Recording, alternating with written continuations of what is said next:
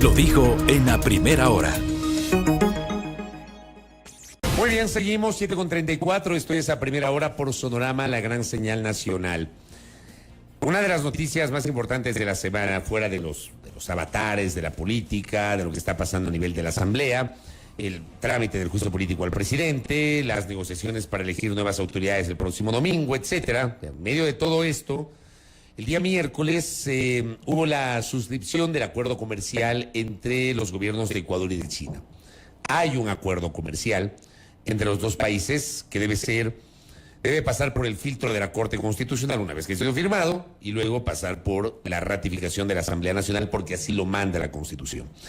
¿Cuáles son los términos de este acuerdo? ¿Cuál es el beneficio real que va a tener el país al tener un acuerdo comercial con una de las principales economías del planeta? Para algunos es la primera economía, para otros la segunda economía, pero ahí están, Estados Unidos y China como las principales economías del orbe. ¿Y cuál es la importancia de que Ecuador tenga este acuerdo directo comercial bilateral con China? Está Julio José Prado acá, ministro de la Producción, visitando nuestra mesa de trabajo. Ministro, qué gusto, bienvenido. Muchas gracias, Fabricio, por la invitación. Saludos también, Belkis, y a todos quienes nos escuchan. Gracias. A ver, ¿cuál es el beneficio tangible de Ecuador ante este acuerdo con China? A ver, comencemos, Fabricio, por lo obvio, ¿no es cierto? Estamos logrando un acuerdo comercial con el mercado de consumo, no lo pongamos como economía, porque el PIB, etcétera, es diferente, en términos de mercado de consumo más grande del mundo. 1.400 millones de consumidores de un nivel de ingresos muy alto, ¿no es cierto? Si lo vemos en promedio, el nivel de ingreso per cápita de China es cerca de 13.000 millones de dólares. Pero si lo vemos en ciertas zonas específicas, sobre todo en las zonas más desarrolladas, en Beijing, en Shanghái, etcétera, el nivel de ingresos per cápita de esas poblaciones, de esos consumidores, es superior a las europeas incluso, ¿no? Es muy, muy alta. Entonces, hay un potencial muy fuerte de crecimiento rápido, por ejemplo, de exportaciones. Ya vamos a conversar dónde están las oportunidades de más, pero en términos generales, estimamos nosotros que, teniendo datos del año pasado, el dato de exportaciones fue 5.700 millones de dólares. Las exportaciones con China están creciendo por encima del 50%, sin TLC. De aquí hasta final del año 2030, es decir, los próximos 7 años, creemos que las exportaciones pueden duplicarse y que el acuerdo comercial específico, todo esto que se va a abrir de oportunidades hacia China, nos puede agregar entre 3.000 y 4.000 millones de dólares en la próxima década, por sobre lo que ya son las exportaciones y que van a seguir creciendo, ¿no? Entonces, ahí está un dato, por ejemplo, muy importante. En términos de empleo, el empleo vinculado a las áreas exportadoras, todas ellas, no solo las que van a China, todo lo que se exporta en el Ecuador, son cerca de 1.2 millones de empleos. Y creemos que con toda la agenda comercial que estamos haciendo, específicamente con China, podemos duplicar esa cantidad de empleos fácilmente en los próximos 10 años, ¿no? También. En cuanto a las exportaciones a las que hacía referencia y este crecimiento rápido, estamos hablando mayoritariamente de qué productos, por ejemplo. A ver, hagamos una lista rápida de los productos de exportación. Primero tenemos aquellos productos que ya están ingresando a China. A China están ingresando los productos tradicionales, sobre todo, ¿no es cierto? El camarón, que es el rey en China y en el mundo, el banano, algunos productos relacionados con el cacao, algo de flores, etcétera y demás. Esos son los que ya están ingresando a China. Pero estos productos justamente son los que tienen un arancel, ¿no es cierto? Algunos no tan alto como el camarón de 5%, pero sin embargo inhibe un crecimiento incluso más rápido del que ya estamos teniendo. Entonces, ¿cómo va a quedar la desgravación en este acuerdo comercial? Por ejemplo, de inmediato, ¿no?, se va a desgravar todo lo que tiene que ver con el atún, la sardina y el plátano. El atún tiene 5% de arancel, va a bajar a 0 de inmediato. El plátano tiene 12% de arancel, va a bajar a 0 también de inmediato. En 5 años vamos a desgravar lo que tiene que ver con cacao y rosas. El cacao tiene 8% de arancel, va a bajar a 0. Las rosas tienen 10, van a bajar a 0 en 5 años. Y en una canasta última, que es la más plazo tiene, están los productos de estos que ya están entrando hoy por hoy. Por ejemplo, el camarón va a pasar del 5% al 0 en 10 años, el banano del 10 al 0, flores preservadas, que hay un mercado gigantesco en China, tiene 23% de arancel, va a pasar al 0, café tiene 8, pasa a 0, y stevia, que para todos quienes nos escuchan, resulta que el Ecuador es uno de los productores de stevia más importantes de América Latina y de muy alta calidad de stevia, y China es el mayor consumidor de stevia del mundo. Tiene 30% de arancel, imposible casi entrar a ese mercado con stevia. Una vez que hagamos el acuerdo, va a bajar hasta en 10 años al 0%. Entonces hay un potencial también ahí. Ahí están algunos, y otros no tradicionales como la pitahaya, arándanos de quinoa, van a tener desgravación inmediata, ¿no es cierto?, del 20% de pitahaya al 0 y de arándanos del 30 a 0, y quinoa también va a bajar al 0%. Además de esto que ya existe, ¿se amplía la gama de productos? Mire, esto es un tema bien interesante, ¿no es cierto? Un tema que hemos identificado es que hay oportunidades, y eso es lo que hemos abierto en el acuerdo comercial, para una serie de productos que hoy por hoy no se exportan a China, y el Ecuador exporta poquito a otros países, pero China los puede consumir muy rápidamente. ¿Cuáles son esos? Productos relacionados con productos cárnicos, embutidos, derivados de lácteos, leche en polvo, suero de leche, y todo ese tipo de productos agropecuarios que hoy por hoy no se estaban exportando a otros países, quesos maduros, etcétera, se pueden exportar a China, y estos van a tener en su gran mayoría una desgravación que va hasta 5 años y en el peor de los casos 10 años. Así que, pero es claro, que es apenas una posibilidad. Sí, es una posibilidad, y claro, hoy por hoy es imposible porque los aranceles para esos productos serán demasiado grandes. Así que cuando abramos el mercado, pues vamos a tener, y le doy datos específicos, Belkis, por ejemplo, carne congelada tiene arancel de hasta el 20% para ingresar a China. Lo estamos bajando al 0 en 5 años. Carne de cerdo tiene 12% en China, lo estamos bajando a 0 en 10 años. La leche condensada tiene 10% arancel. El suero de leche, 6%. Solo imagínense si logramos exportar suero de leche a China. Piensen todos los ganaderos del Ecuador que hoy por hoy tienen una sobreoferta, que se está desperdiciando y botando leche, y que además tenemos una informalidad. Si logramos hacer una estrategia de exportación de suero de leche a China, resolvemos el problema del tema agropecuario. ¿Hoy qué hacen los ganaderos con el suero de leche? Hoy por hoy, por ejemplo, buena parte de esto se desperdicia, va a los temas informales, porque hay un problema con el suero de leche, ¿no es cierto?, que es un derivado del tema lácteo. ¿Y los chinos tienen interés en el suero de leche? Tienen interés directo en el suero de leche, es parte de lo que hemos negociado. Entonces, fíjense, el suero de leche tiene 6% de arancel, lo vamos a bajar a 0% en 5 años. El suero de leche, el tema es más la logística, cómo lo exportamos y demás.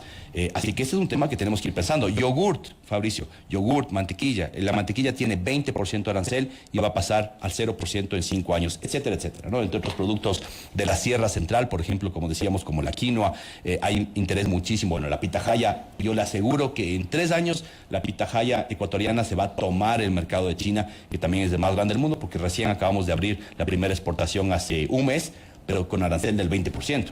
El próximo año, cuando entre en vigencia este acuerdo, pues ya tendremos 0% de arancel de inmediato. En contrapartida, de China, ¿qué va a entrar al Ecuador? Porque sobre esto evidentemente hay una preocupación de que nos inunden con productos chinos, ministro. Y la estamos leyendo, de hecho, ¿Cómo es la cosa ahí? Antes de que nos incendien las redes, vamos con eso, ¿sí? A ver, primero, el 77% de los productos que importa Ecuador de China no son bienes de consumo que van hacia el consumidor o que afectan a la industria.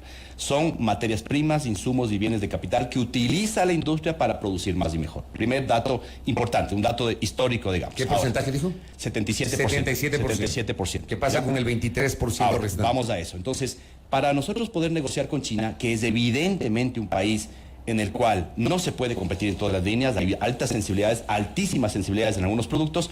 Con el comité empresarial, a través del cuarto adjunto de negociación, definimos varias canastas de sensibilidad. La canasta de más alta sensibilidad es la canasta, llamémosle roja, ¿no es cierto?, en la cual no podíamos abrir nada de esos productos que estaban en esa canasta a la competencia con China. Entonces, eso no se toparon. Son 828 productos que están en esa canasta, digamos, de productos altamente sensibles. Aquí tengo un grafiquito, ¿no es cierto?, quizás se puede ver un poquito en la cámara. Es lo que estoy viendo en este momento, ¿sí? Después se los puedo pasar. Gracias. Productos son 800 subpartidas. Ejemplos que están en esas partidas: calzado, textiles, manufacturas, cerámicas, productos acereros, productos de la metalmecánica, productos artesanales del Ecuador. Todos esos están excluidos de las negociaciones. Cuadernos, cerámicas, lavabos, tableros de madera, línea blanca, diferentes tipos de telas. Cuando usted dice están excluidos, significa que esos productos no podrán ingresar con 0 arancel al Ecuador. Correcto. Seguirán ingresando porque no podemos prohibir importaciones. Pero con aranceles. Con el arancel que tienen hoy por hoy, que es un arancel generalmente muy alto, ¿no? Entonces no va a haber desgravación en esos y no va a haber reducción arancelaria en ninguna de estas partidas. De esas partidas que he mencionado, creo que la más sensible es el calzado, ¿verdad? La más sensible, todas las partidas textiles y calzados. Esas eran las dos más sensibles, ¿ya? Y de hecho, en el tema textil, de las 828 que estoy diciendo, cerca de 50% de esas partidas, de esos productos, pertenecen al sector textil. Entonces, hemos revisado todos aquellos productos de artesanía, de la Sierra Central, por ejemplo, de los temas de calzado que se hacen en el norte, en el sur del país, en Ambato, etcétera. Todas esas están excluidas de la negociación. Y esto sí hay que ser muy claros. Por ejemplo, había una preocupación clara de los sombreros de paja toquilla, porque en China tienen sombrero de paja sintética, ¿no es cierto?, hecho de plástico. Y claro, ese puede costar $1 aquí. Y nos destruye la industria de paja toquilla del Ecuador, que obviamente son diferentes productos totalmente, ¿no? El nuestro es de alta gama, etcétera, pero no, es muy caro. Entonces están excluidos, por ejemplo, en la negociación. Entonces esos no entran así. En el sector automotriz, que también hay un sector importante, sobre todo de autopartes, etcétera, están excluidos los neumáticos, los parabrisas, los radiadores y algunos tipos de autopartes.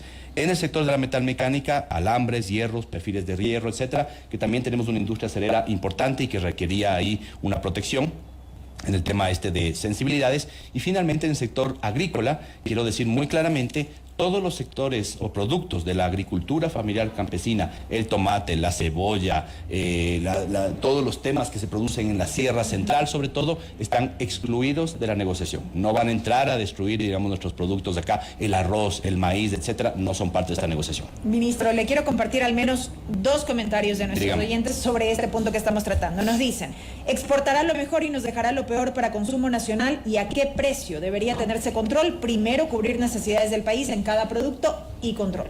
De otro lado, nos quieren meter productos por los ojos en vez de potenciar la industria y la investigación en Ecuador. ¿Qué les responde usted? Totalmente, vamos a responder esto. A ver, primero hablemos del lado otra vez de la importación. Ya no olvidemos de la exportación, tiene su potencial éxito. Volvamos al tema de las importaciones. Con arancel cero van a ingresar inmediatamente, porque estamos hablando de los que están excluidos, ¿no es cierto? O que tienen periodos de grabación largo, ¿ya? Con arancel cero, inmediatamente van a ingresar 4.677 subpartidas arancelares. Productos, pongámoslo en ese sentido, ya para que se entienda mejor. Para la industria, ¿dónde está el beneficio de esto? Para todos los artesanos, productores, manufactureros que están escuchando este programa en todo el país.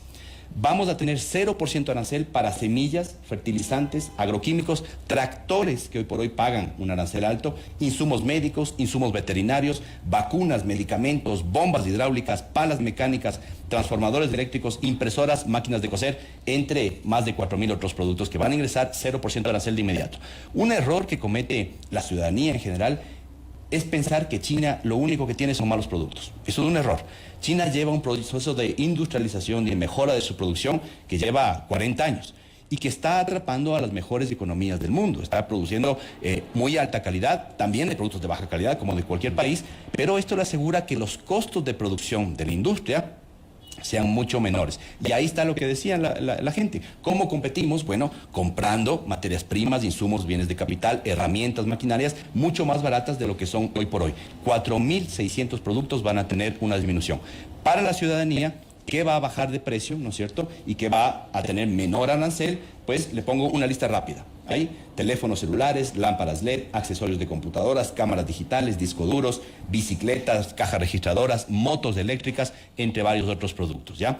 Entonces, básicamente, lo que hemos hecho es tomar toda la canasta de lo que se produce en el Ecuador, ver dónde había sensibilidades y encontrar dónde, en cambio, podemos abrir productos que sí son necesarios que vengan para que el consumidor tenga más opción, ¿no es cierto? Motos eléctricas, cámaras, etcétera, y demás, y otras en las cuales tengamos que restringir las importaciones.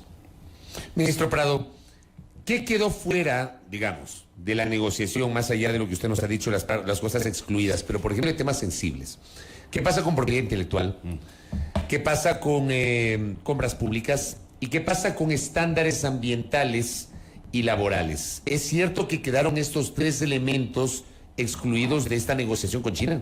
A ver, dentro del Tratado de Libre Comercio que firmamos con China, nos enfocamos en el tema de comercio. ¿Ya? Perdón que le interrumpa. Dígame. Usted dice Tratado de Libre Comercio. Sí. Es un TLC, así es como se llama. Aquí vamos a eso, esta explicación, Okay. para comenzar antes de ir al otro. Entonces, dependiendo de cómo se ponen de acuerdo las partes, los países tienen diferentes formas de llamarles. En Corea, por ejemplo, esto le llaman CECA, que es en inglés, pero traducido en español, es un tratado, es un acuerdo comercial de mejoras y complementación económica. Ya. En el caso de Costa Rica que cerramos, era un acuerdo comercial y de desarrollo económico. Los chinos le llaman Tratado de Libre Comercio. Nosotros adoptamos ese nombre porque no tenemos ningún problema en llamarlo Tratado de Libre Comercio. No importa si es que es blanco o negro, lo que importa es lo que hace, ¿no es cierto? Y lo que hace este acuerdo comercial es abrirnos espacio al mayor mercado del mundo. Eso es lo que hemos negociado. Entonces, vamos a lo específico. ¿Qué sí negociamos en este acuerdo comercial? Todo lo que tiene que ser o que ver con acceso a mercado. Acceso a exportaciones, acceso a importaciones, facilitación de comercio, normas aduaneras para que los productos entren más rápido, normas sanitarias, fitosanitarias y temas de cooperación en materia de comercio. Eso es lo que negociamos, ¿ya? A diferencia del caso de Costa Rica o de Corea o de lo que vamos a negociar con Canadá dentro de poco, no negociamos servicios, inversiones, compras públicas u otros tipos de materias que pueden ser parte de los acuerdos comerciales que se llaman de tercera generación. Por eso no se incluye propiedad intelectual. No se incluye propiedad intelectual, no se incluyen estos otros temas porque no son parte de esta negociación. Nos enfocamos en acceso a mercados. Y esto es por una razón muy sencilla y muy pragmática, Belkis y Fabricio. Nosotros conversamos con Chile, Costa Rica, Perú, que son los otros países en América Latina que ya tienen amplias conversaciones con ellos para que nos den tips de negociación y qué es lo que se puede hacer. Y conversamos con Uruguay, que va 6 años tratando de hacer un acuerdo comercial con China y no lo ha logrado cerrar.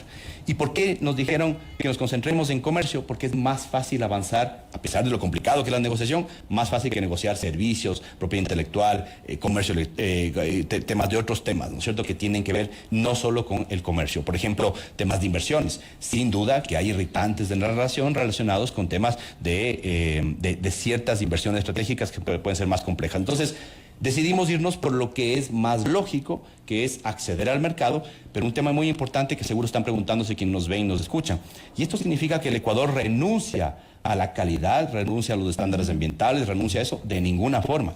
Si es que un producto de China o de cualquier país, pero específicamente de China, no cumple un estándar de calidad del INE, del ARSA, de agrocalidad, o un estándar ambiental que se ha impuesto por el Ministerio del Ambiente y Transición Ecológica, se le frena a ese producto. Y tenemos una mesa específica que la negociamos, una mesa de negociación que se llama de defensa comercial, en la cual preservamos todos los mecanismos que dispone la OMC, que dispone la Comunidad Andina, que dispone el Ecuador, para frenar importaciones si es que ponen en riesgo a nuestra industria o si es que ponen en riesgo algún tema de calidad. Entonces, no hay ningún riesgo o ningún estándar menor que estemos asumiendo con China de lo que ya tenemos con otros países. Ministro, suscrito ya el acuerdo entre las partes, recapitulemos brevemente los pasos que siguen, porque vale aclarar que no es que ya entra plenamente en vigencia, sino que hay un proceso a seguir.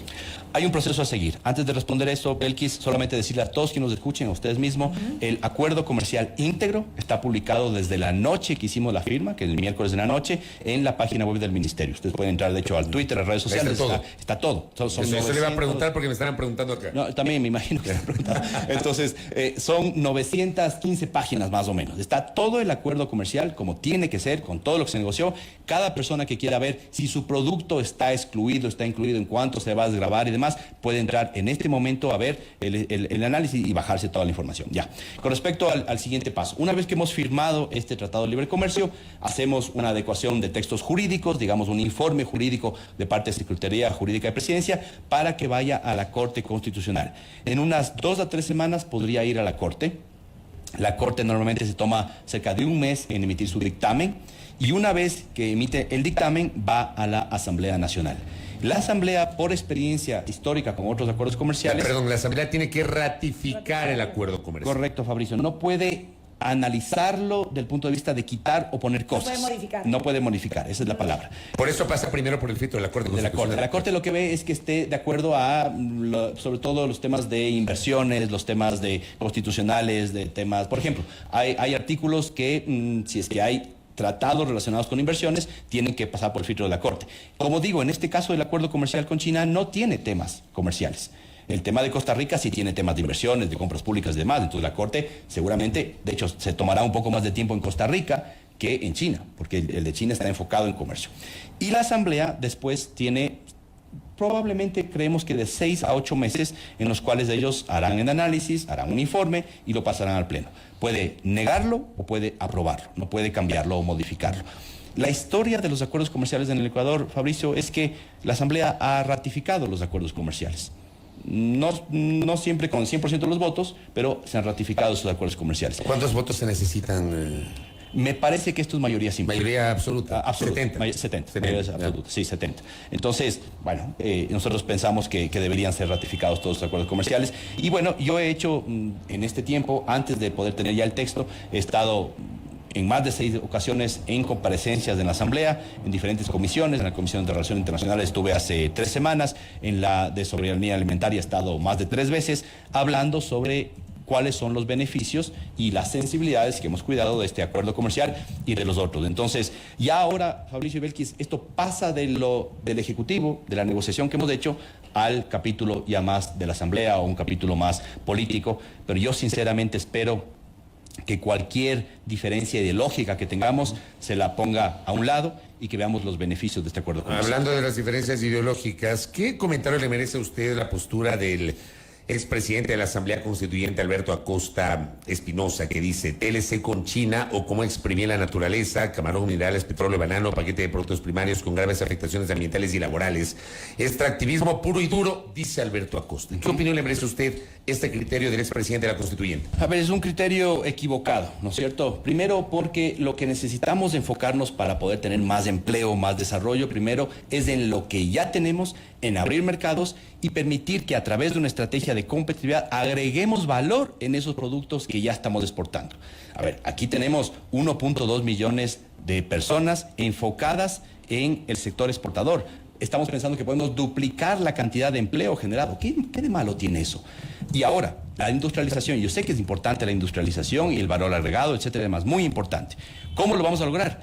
Bajando costos de producción para que esas industrias, materias primas, insumos, bienes de capital, lleguen más baratos y que la manufactura pueda exportar a otros países. Y uno dice, pero nunca vamos a exportar lavabos y perfiles y camisas y ternos a China. No estamos pensando que vamos a exportar allá. Pero por eso estamos abriendo Centroamérica. Costa Rica, Panamá, República Dominicana están ávidas de comprar nuestras manufacturas. Y por eso el sector industrial nos pide que abramos esos acuerdos comerciales. Bajamos costos de producción con China, les exportamos todo lo que podemos exportarles y a otros países de Centroamérica, incluso a Estados Unidos y a Canadá, cuando tengamos acuerdo comercial, les exportamos nuestras manufacturas que son de excelente calidad. Eso es lo que permite compensar. El error sería, vamos a cerrarnos al mercado internacional, no vamos a crear oportunidad para la agroexportación, porque simplemente pensamos que es un tema dogmático de que no tenemos que enfocarnos en eso, sino enfocarnos en otro. Hay que ir a ver la realidad. Hay que ir a decirles a los camaroneros, a los pitajayeros, a los productores pesqueros, a los atuneros, a los que cultivan brócoli en la Sierra Central, que hoy por hoy van a tener una oportunidad de llegar al mercado más grande del mundo. Eso es lo que todo el mundo espera, ¿no es cierto? Vender más y mejor. Correcto. Ministro, ¿tuvo algún tipo de incidencia la coyuntura política interna en esta negociación o quizá la está teniendo en las otras negociaciones que están en curso? A ver, la única incidencia tuvo que ver ahora ya el rato de la firma del tratado, digamos, ¿no es cierto?, del documento final, porque yo tenía que haber viajado, ¿no es cierto?, a Beijing para poder hacer la firma presencialmente. Por toda la coyuntura política decidimos que un viaje mío o de cualquier ministro, del canciller o peor del presidente, era imposible en este momento. Y claro, el pragmatismo de Ecuador y China nos llevó a decir que lo mejor era evitar un viaje y más bien hacer una firma concurrente, simultánea, que se hizo el día miércoles. Y entonces, bueno, eso fue bastante pragmático, fue bastante rápido y nos permitió avanzar muy bien, y esto es lo que ya se ha hecho. Entonces, da lo mismo si la firma es presencial o es virtual, lo importante es que se firme, ¿no es cierto? Y esto es lo que hicimos. Entonces, lo hicimos en presencia de más de 800 sectores productivos del día miércoles aquí en Quito. Lo que sí es cierto es que es este gobierno que está haciendo la agenda de apertura comercial, de acuerdos comerciales más importante de la historia. Y esta, esta inestabilidad política que tenemos hoy por hoy sí puede generar problemas, no con los que hemos firmado, sino a futuro, por ejemplo, con Canadá, con Estados Unidos, con Panamá, con República Dominicana, que son los acuerdos comerciales que estamos buscando firmar en el futuro. Es evidente que cualquier inestabilidad política en el futuro puede hacer que esa agenda comercial se retrase. Pero esas negociaciones con estos otros países siguen su curso pese a la crisis política. Yo le digo algo, Fabricio. En esta misma semana yo tenía que haber estado viajando a Canadá para poder hacer el anuncio de la apertura de negociaciones con Canadá. No lo vamos a hacer, lo vamos a retrasar a junio. Espero que no se atrase mucho más, porque ya tenemos todo listo. Entonces, que esta coyuntura no nos demore el comenzar negociaciones con Canadá, por ejemplo. Con Panamá ya iniciamos, la iniciamos hace 3 semanas, negociaciones con Panamá. Va a ser un acuerdo comercial de alcance parcial. No va a ser tan grande como el de China, ni tan grande como el de Costa Rica. Vamos a enfocarnos en unos productos específicos. Y República Dominicana debe venir una delegación de alto nivel encabezada por el ministro de Comercio Exterior e Industrias de República Dominicana, que debería venir, de hecho, justo la semana del 24 de mayo. Yo espero, ¿no es cierto?, que no haya ningún problema político y que podamos recibir esa delegación, porque justamente si no se atrasan las inversiones, se atrasan los acuerdos comerciales. Y déjeme decir un último tema ahorita que menciona inversiones. Los acuerdos comerciales, así no tengan capítulos de inversiones, son muy importantes para atraer inversionistas, no solo chinos, sino de todo el mundo. ¿Qué es lo que me dicen a mí como ministro encargado de las inversiones varias empresas que quieren venir al país? ¿Tienes acuerdo comercial con Estados Unidos? ¿Tienes acuerdo comercial con Canadá? ¿Tienes con el Asia, etcétera? No. Bueno, me voy a tus vecinos que sí tienen. ¿Por qué? Porque cuando ellos vienen a producir en el Ecuador, quieren saber que tenemos un mercado abierto. Y ahora estamos comenzando a ofrecerles ese mercado abierto a nivel internacional a los inversionistas. Usted ha hablado de inversiones y en varias ocasiones que le hemos entrevistado en este espacio, usted ha señalado intenciones de inversión, acuerdos, compromisos de inversión. ¿Se han materializado o no esos compromisos, ministro? Todos los compromisos... ¿O solamente se quedaron en compromisos? No. En la parte de los contratos de inversión, que son no solo compromisos, sino contratos firmados con el Estado, con un cronograma establecido, se han ido cumpliendo. Ahora, sí es cierto que hay una gran cantidad de empresas que quieren hacer contratos de inversión o que quieren invertir en el país, que ahora están un poco a la espera de ver el tema político, los desenlaces, qué es lo que está pasando. Sí es cierto. A pesar de eso, hay varias delegaciones, y yo las recibo todos los días, de varios países del mundo, que siguen interesadas en invertir sin importar qué pasa con el tema político, porque es un tema de largo plazo. Vamos a ver, una empresa minera, una empresa que va a producir arándanos, una empresa que va a producir pitahaya, que están viniendo a producir en el Ecuador de otros países y es inversión extranjera, pues vienen a producir 20, 30, 40 años. A ellas el corto plazo, ¿no es cierto?, la disputa política del corto plazo no tiene por qué interesarles, afectarles, pero sin embargo sí que les interesa, ¿no es cierto?, la estabilidad política de largo plazo, les interesa la estabilidad de la economía, etcétera, que tengamos una inflación más baja, pero en el corto plazo esto sí termina afectando. Esa es la realidad. ¿Pero cuánto ha llegado inversiones reales al Ecuador? A ver, nosotros hemos anunciado, ¿no es cierto?, que durante estos 2 años hemos firmado más de 7 mil millones de dólares en contratos de inversión. Esos 7 mil millones no significa que llegan ese mismo año, pues, ¿no es cierto? Son contratos de inversión que tienen un cronograma preestablecido.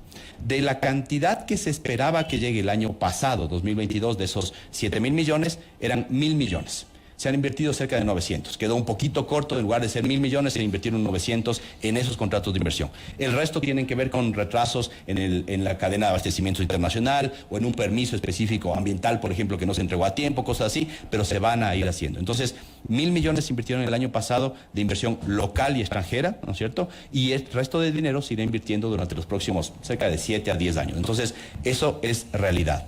Ahora, también es cierto, Fabricio y Belkis, que con el nivel de riesgo país tan alto que hemos tenido durante los últimos años, últimos 6 meses con más fuerza, sin duda que los inversionistas internacionales siempre piensan 2 veces en invertir y contra eso estamos luchando. ¿El juicio político está afectando? El juicio político ha afectado porque eso es lo que ha hecho subir el riesgo país, pues, ¿no? O sea, directamente el riesgo del Ecuador hoy por hoy no es un riesgo inflacionario, no es un riesgo económico, es un riesgo político. Pero del juicio político estamos hablando más o menos desde enero, febrero, ¿no?, que ya comenzó este tema. Y antes hubo la paralización, ¿no es cierto?, las manifestaciones en junio del año pasado que hicieron que se dispare el riesgo país. Entonces, al principio del gobierno teníamos un riesgo país de 800 puntos, subió a cerca de 1.000, casi 2.000 puntos, ahora ha vuelto a bajar. Esta semana con el anuncio del canje de deuda por conservación más importante de la historia del mundo, no solo del Ecuador, ya está en 1.600 puntos, me parece, el riesgo país, o bordeando los 1.600 puntos. Así que esperamos que eso vuelva a bajar porque eso es muy importante para atraer inversiones.